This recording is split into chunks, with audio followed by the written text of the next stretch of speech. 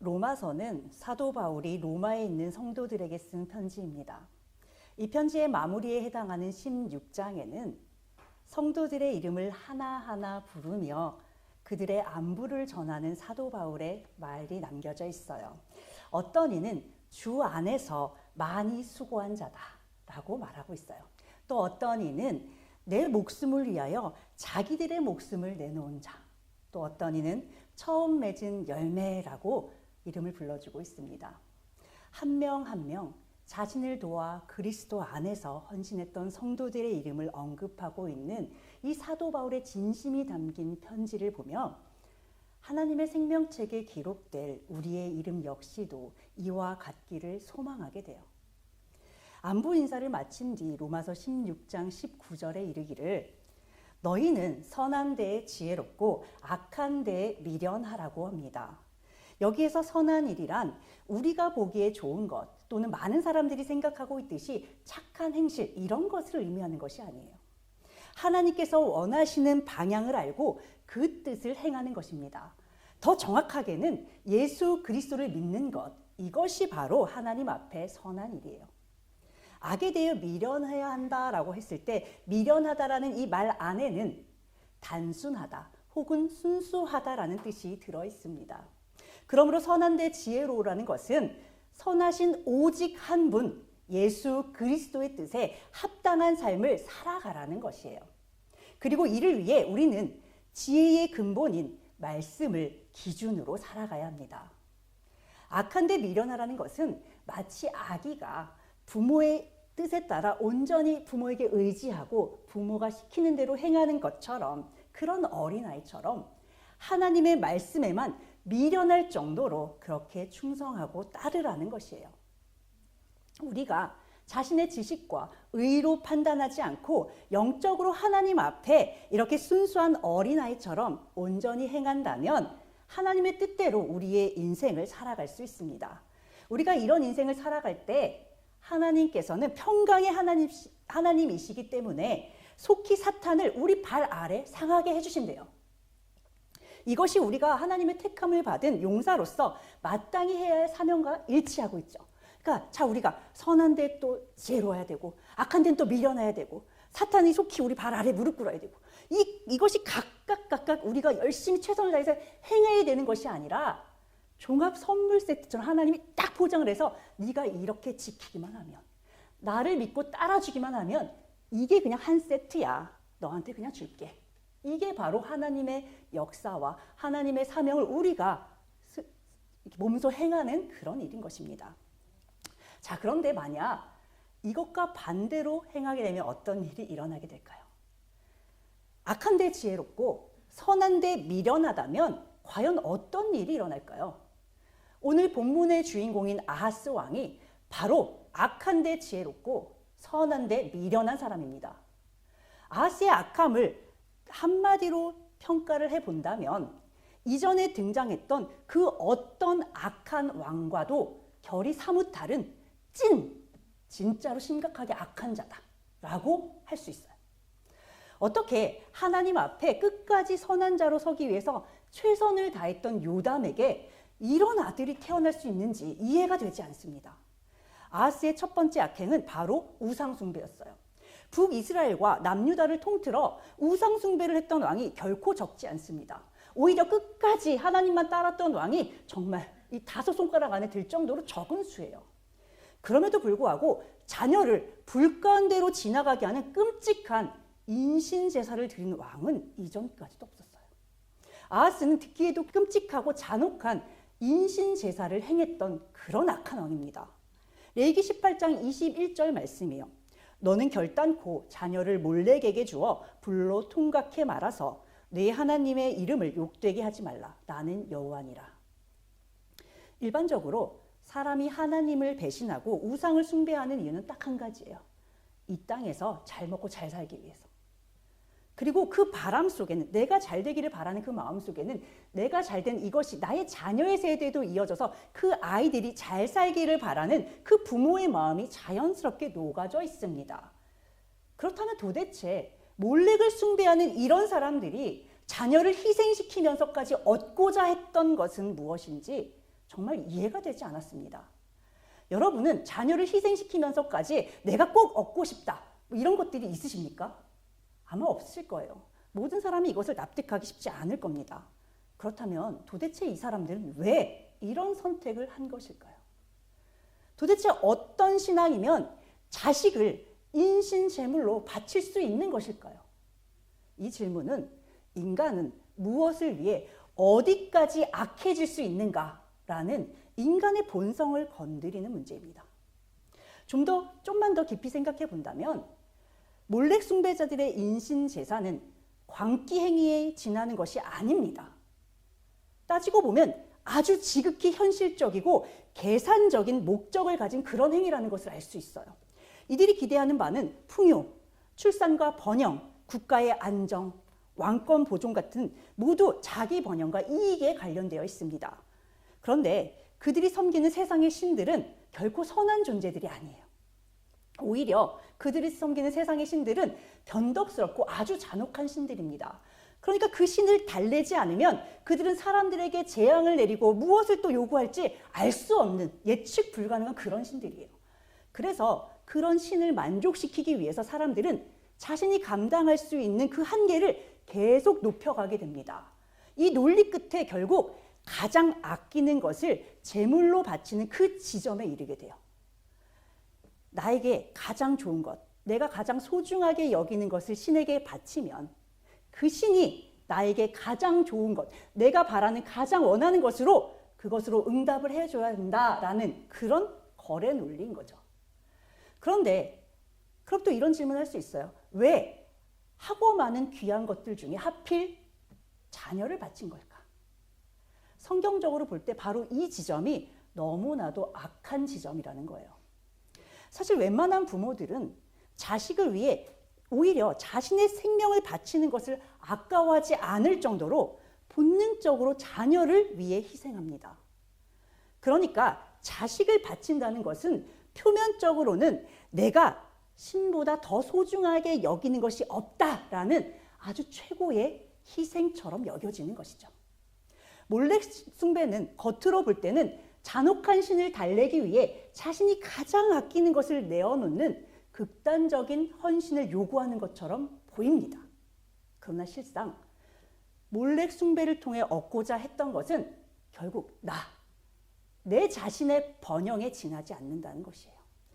내 생존, 내 성공, 내 왕권, 내 나라, 나의 불안 해소, 이것을 위해서 그 신조차도 수단으로 삼아버리는 것입니다. 그러니까 희생의 주체는 항상 나만 아니면 돼요. 나 아닌 다른 누군가가 되면 아무 문제가 없습니다.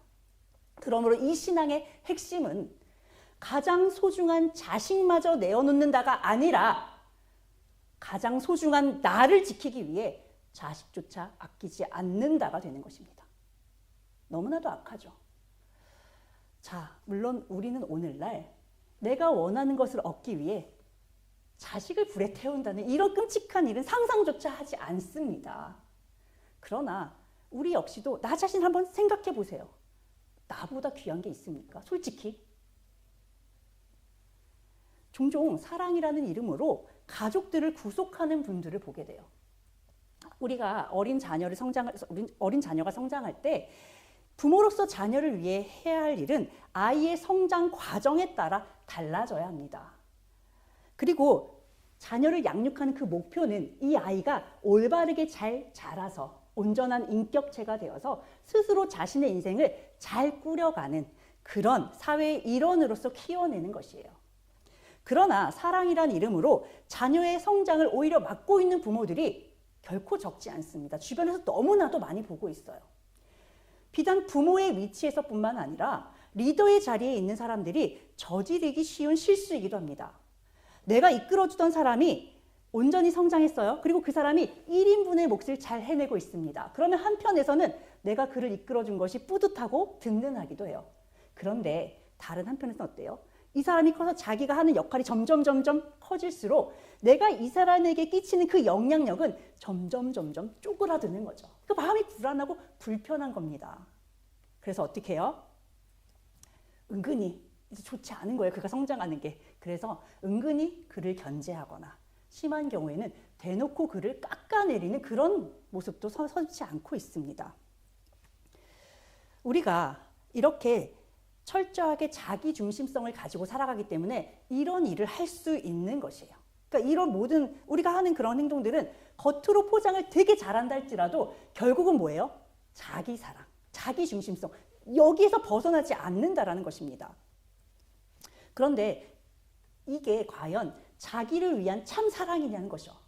그렇지도 않잖아요. 그렇죠? 이토록 인간이 철저하게 자기 중심적인 것은 어쩔 수 없어요. 이게 인간의 본성입니다. 그런데 성경의 가르침은 이것과는 정반대예요. 그것이 문제입니다. 하나님은 네 자식 말고 너를 내놔 나한테 이렇게 말씀하세요.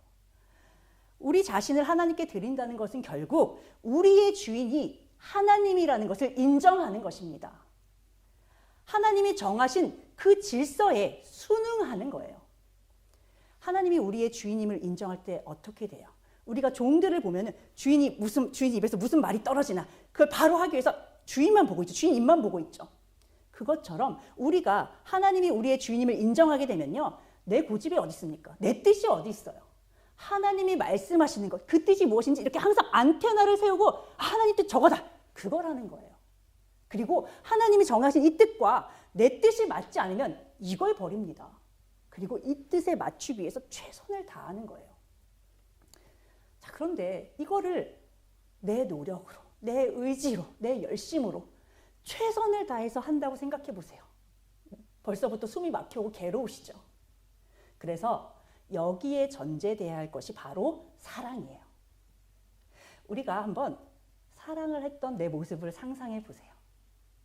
우리가 사랑을 하게 되면 그 대상이 누구이든지 간에 상관없이 아주 특별한 경험을 하게 됩니다. 먹지 않아도 배가 고프지 않아요. 잠을 좀 덜 자도 피곤하지 않습니다. 이거는 초자연적인 경험이에요.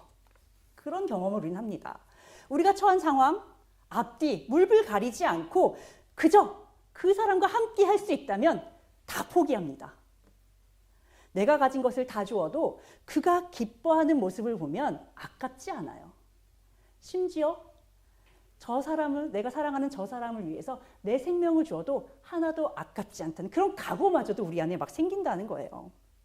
우리가 사랑을 하게 되면 우리의 모든 관심사는 그 사랑하는 대상을 향하게 됩니다. 물론 우리는 한계를 가진 사람들이에요. 그러다 보니까 이 사랑이 끝까지 유지되지는 못하는 것 같아요. 그래서 결국은 또 나 자신을 향한 관심과 사랑으로 다시 되돌아오게 됩니다. 그러나 우리의 이런 인간적인 연약함과 한계에도 불구하고 우리 역시도 일시적이긴 하지만 이런 참 사랑을 경험하고 있어요. 그리고 그 순간만큼은 나 자신을 주장하지 않습니다. 모든 것을 사랑하는 그 대상에게 맞추죠. 하나님께서 우리에게 원하시는 사랑, 자기 부인이 바로 이런 거라는 거예요. 사랑하는 상대를 향해서 요구하지 않아도 자연스럽게 흘러나오는 자기 부정입니다. 하지만 우리는 이미 눈에 보이는 좋은 것에 마음을 빼앗긴 사람들이에요. 그러다 보니까 눈에 보이지 않는 하나님을 향해 이런 헌신을 한다고요? 이런 사랑을 한다고요? 어림도 없는 소리죠. 우리는 하나님을 위해 나 자신을 끝내 버리지 못하는 것이 바로 우리라는 존재들이에요. 스스로를 버리지 못하고 하나님을 온전히 사랑할 수 없는 우리라는 사람들의 연약함을 하나님은 누구보다도 잘 알고 계십니다. 늘 배반해요. 그러면 야 그래 됐다. 그래 너 또 그럴 줄 알았어. 이제 그만하자. 우리 여기서 끝. 하나님은 근데 이렇게 하지 않으셨어요. 그럼에도 불구하고 우리의 모자람과 우리의 연약함에도 불구하고 하나님은 이 사랑의 관계를 끝까지 놓지 않으셨어요. 그래서 하나님이 선택하신 방법이 바로 스스로 높은 보좌를 버리시고 이 낮고 낮은 땅에 육신을 입고 직접 오신 것입니다. 이것이 바로 예수 그리스도의 성육신 사건이에요. 아무리 선지자들을 보내시고 나에게 돌아와라, 나랑 사랑하자 아무리 가르쳐 주셔도 도대체 그 사랑이 뭔데? 이러고 있는 우리를 위해서 예수 그리스도께서 직접 이 땅에 오신 거예요. 십자가를 지셨어요. 그리고 생명을 다해서 우리를 사랑해 주셨습니다. 자기 자신을 버리고 부인하는 사랑이 이런 거야. 정확하게 알려주셨어요. 직접 보여주셨습니다. 이것이 바로 하나님께서 그토록 몰렉 숭배와 인신제사를 혐오하셨던 이유예요. 인신제사라는 것이 단순히 반인륜적이고 잔혹했기 때문에 그걸 혐오하셨던 게 아니에요. 극도로 자신의 헌신과 희생으로 포장된 자기 사랑이라는 것은 자기를 완전히 부인함으로써 완성되는 이 하나님의 참사랑과는 정반대에 있는 것입니다. 그렇기 때문에 이것은 너무나도 가증스러운 행위예요. 열왕기하 16장 4절에서 5절입니다. 또 산당과 작은 산 위와 모든 푸른 나무 아래서 제사를 드리며 분향하였더라. 이때에 아람 왕 르신과 이스라엘 왕 르말랴의 아들 베가가 예루살렘에 올라와서 싸우려 하여 아하스를 에워쌌으나 이기지 못하니라. 산당과 작은 산 위, 또 모든 푸른 나무 아래에서 제사를 드리며 분향했다는 것은 할 수 있는 한 모든 곳에서 최선을 다해서 우상 숭배를 했다는 거예요. 한마디로 아하스는 하나님이 하지 마 이렇게 말씀하신 모든 것들을 도장 깨기 하듯이 하나하나 어기면서 하나님을 기만했던 것입니다. 이에 대한 결과는 하나밖에 없어요. 하나님의 진노의 심판뿐입니다. 아람과 북이스라엘의 연합군이 예루살렘을 향해 공격해 왔습니다. 역대하 28장의 기록을 보면 이때 입은 피해를 자세하게 기록하고 있습니다. 하루 동안 용사 12만 명이 죽었어요. 12만 명의 용사의 숫자는 어느 순간에는 남유다의 전체 군사와도 맞먹는 그런 어마무시한 숫자입니다. 그런데 그 한 나라의 군사에 해당하는 그 용사들이 하루 만에 죽었어요. 지금은 워낙에 무기들이 발달을 했으니까 폭격 한 방이면 몇십만 명 죽는 거 그냥 우습죠. 그러나 이거 3,000년 전이에요. 그 당시의 무기로 하루에 12만 명이 죽는다. 그것도 용사들이? 이건요. 하나님의 특별한 개입이 없이는 불가능한 일입니다. 결국 이 심판이 하나님께로부터 임했다는 것을 보여주시는 거예요. 뿐만이 아닙니다. 20만 명의 백성들이 지금 포로로 끌려갔어요. 너무나도 많은 재물이 노략을 당했습니다. 북이스라엘의 이 군사들이 이들을 모두 끌고 갔어요. 자, 그런데 이때 놀라운 일이 일어납니다. 북이스라엘의 선지자 오뎃이 동족을 도륙하고 있는 자신의 군사들을 향해 뭐라고 말하냐면 남유다가 패배한 것이 너희들이 잘해서라고 생각하니? 하나님이 그들에게 심판을 내리신 결과이지 너희 잘한 거 하나도 없잖아. 너희는 그러면 하나님한테 그런 심판을 받지 않을 정도로 하나님 앞에 잘했어? 이렇게 책망하는 것입니다. 이어서 내 말을 듣고 형제 국가인 남유다 포로를 놓아서 돌려보내지 않으면 하나님께서 남유다에 내리셨던 이 재앙과 심판이 고스란히 너희를 향할 거야. 이렇게 경고했습니다. 오뎃의 선포에 더 놀라운 일이 일어났어요. 이 당시 북이스라엘 상황을 한번 보시면요. 왕권이 계속 바뀝니다. 반란군에 의해서. 왕을 죽이고 새로운 왕조가 탄생하는 그런 역사가 막 반복되던 시기예요. 정치적으로 너무나도 불안정한 시기입니다. 정치적으로 이렇게 불안정하면 어때요? 당연히 하나님을 제대로 섬기지 않는 그런 시대예요. 그런데 선지자의 말 한마디에 이들이 포로를 포기한다고요? 어림도 없는 소리죠. 그런데 놀랍게도 북이스라엘의 지도자들은 오뎃 선지자의 이 말을 듣고 정말로 남유다에서 잡아온 이 포로들을 단장하고 그들을 먹이고 그들을 입혀서 남유다의 땅으로 돌려보낸 거예요. 여러분, 아하스가 하나님 앞에 와, 이게 하나님의 경고구나. 돌이켜야겠다. 막 부르짖고 회개하고 도와달라고 한마디도 구하지 않았어요. 그런데 하나님의 긍휼하심으로 남유다 백성들을 긍휼히 여기시는 그 마음 하나 때문에 지금 이 백성들이 돌아오는 놀라운 역사가 벌어지고 있는 것입니다. 그러나 하나님께 관심이 없던 아하스는 전쟁의 승패가 하나님께 달린 것인지 전혀 관심이 없어요. 귀한 은혜를 받고도 이 놀라운 기적을 경험하고도 이게 은혜인 줄조차 모릅니다. 그래서 에돔과 블레셋이 공격을 하니까 또다시 아수르의 도움을 요청하는 거예요. 자, 바로 이것이 우상 숭배에 이은 아하스의 실책이며 악행입니다. 이사야 7장 4절 말씀입니다. 그에게 이르기를 너는 삼가며 조용하라. 르신과 아람과 르말리아의 아들이 심히 노할지라도 이들은 연기 나는 두 부직갱이 그루터기에 불과하니 두려워하지 말며 낙심하지 말라. 자, 더 기가 막힌 사실은 하나님은 이미 선지자 이사야를 통해 아하스에게 아람과 북이스라엘이 침략한 결과가 어떠할지를 알려주셨다는 거예요.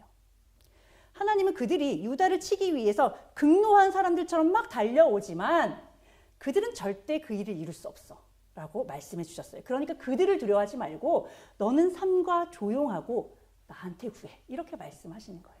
하나님이 뭐라고 하셨냐면 깊은 데에서든지 높은 데에서든지 하나님께 징조를 구하라고 이사야 선지자를 통해서 아하스에게 분명히 말씀해 주셨습니다. 그런데 이때 아하스의 대답이 뭔 줄 아세요? 나는 여호와를 시험하지 않을 거야. 나는 그래서 구하지 않을 거야. 이렇게 말합니다. 하나님의 도우심을 구하는 부르짖음을 하나님을 시험하지 않겠다는 핑계로 회피해버리는 거예요. 그러면서 그는 어리석게도 세상의 힘인 아수르의 힘을 구했습니다. 정말 어이없는 논리죠.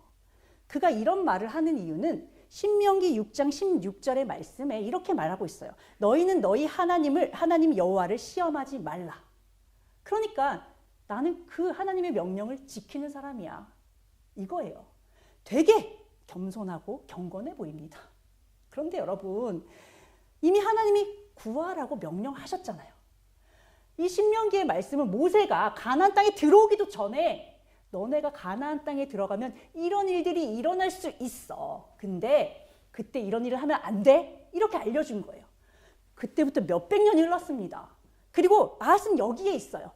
그리고 그의 악행에 분노하신 하나님께서 이렇게 말씀을 해주는 거예요. 부르짖어, 제발 나한테 구해.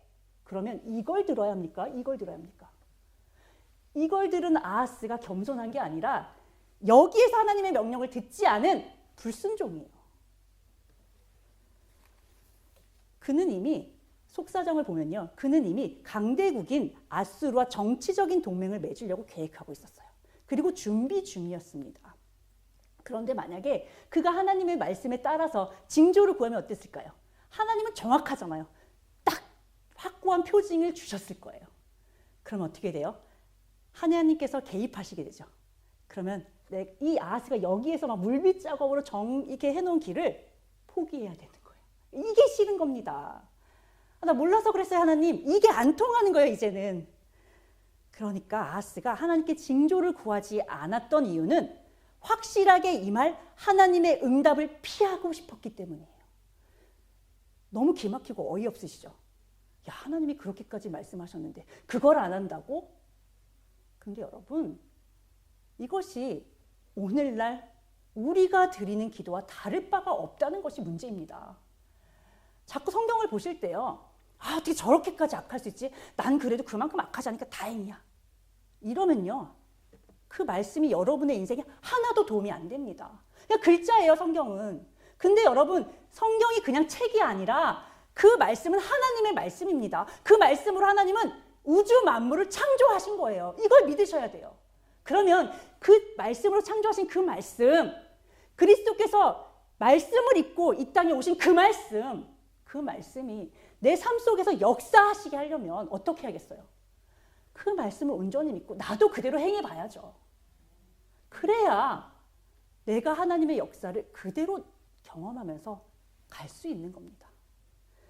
자, 왜 우리가 지금 드리고 있는 기도가 아하스가 했던 그 행동과 하나도 다를 바가 없는지 가르쳐 드릴 거예요. 그러니까 잘 들으시길 바랍니다. 성도들을 위해서 기도를 해드리면 하나님이 성도들에게 이런 말씀을 많이 하세요. 왜 나한테 부르짖지 않아? 나한테 부르짖어. 그럼 내가 다 해결해 줄게.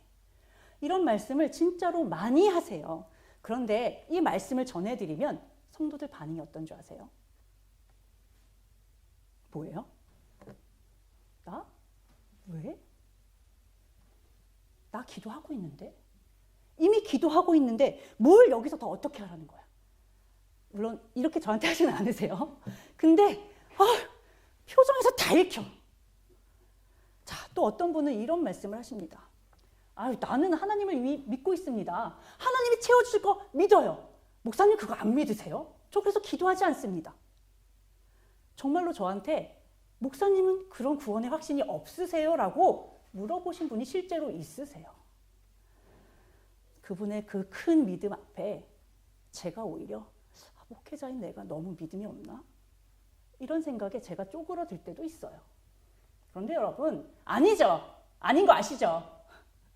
하나님이 부르짖으라고 하시면 그냥 부르짖어야 됩니다.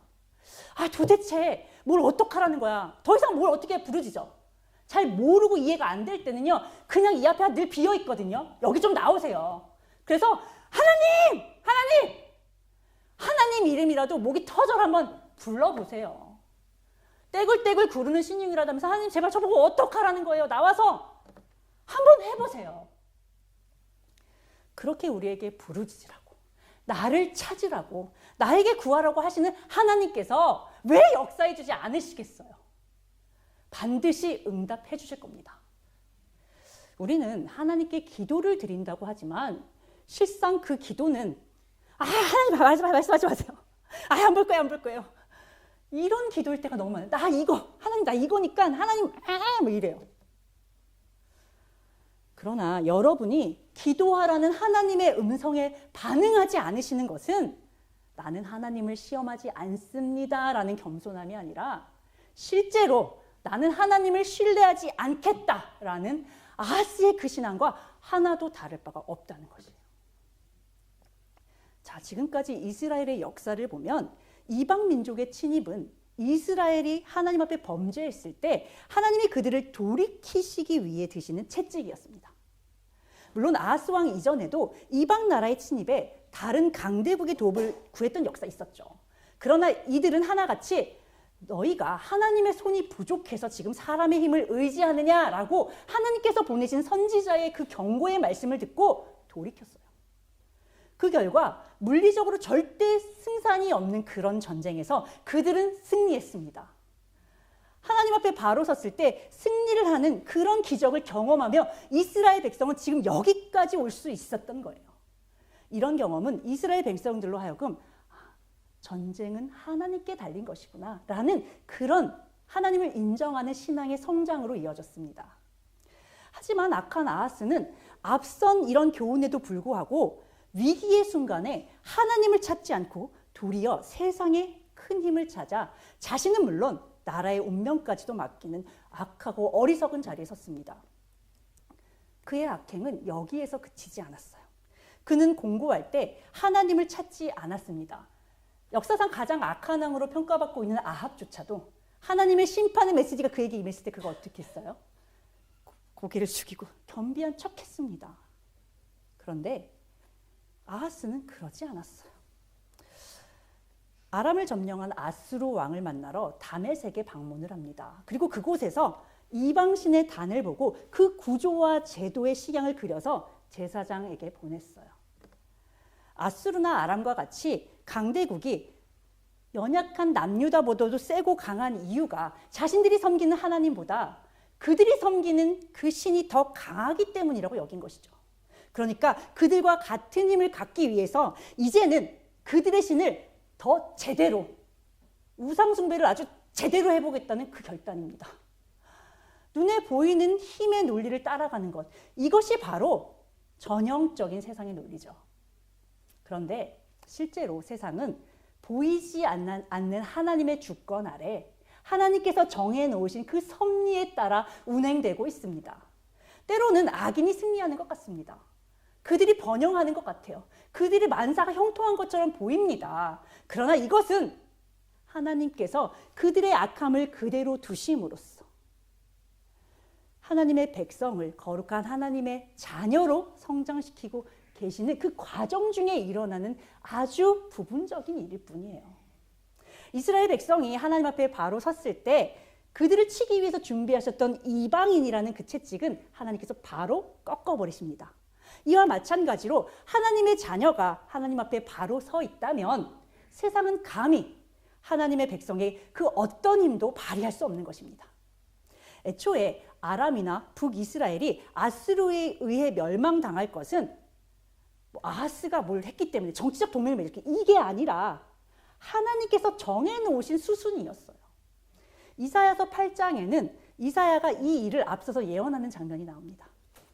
그는 하나님께서 명하신 대로 큰 서판을 가지고 그 위에 마헬살랄 하스바스라고 썼어요. 이것은 신속한 약탈과 파괴라는 뜻입니다. 즉 아수르에 의해 아람과 북이스라엘이 빠르게 약탈당하고 파괴될 것이라는 예언의 말씀이에요. 더 놀라운 것은 이사야는 자신의 아들의 이름을 이 마헬살랄 하스바스라고 지었어요. 그러니까 우리가 히우야 이렇게 하는 것처럼 마헬살랄 하스바스야 이렇게 막 불러요. 그러면은 그 아이의 이름을 부를 때마다 이 사람들은 이 예언의 말씀을 듣는 거예요. 그러니까 하나님의 예언의 말씀을 몰라서? 아니에요. 듣고도 그렇게 귀에 못이 박히도록 듣고도 이들은 회개하고 돌이키지 않은 겁니다. 아하스가 굳이 아수르의 도움을 구하지 않아도 아람과 북이스라엘은 아수르에 의해서 멸망당합니다. 왜? 이것이 이미 하나님이 결심한 바이기 때문에 그래요.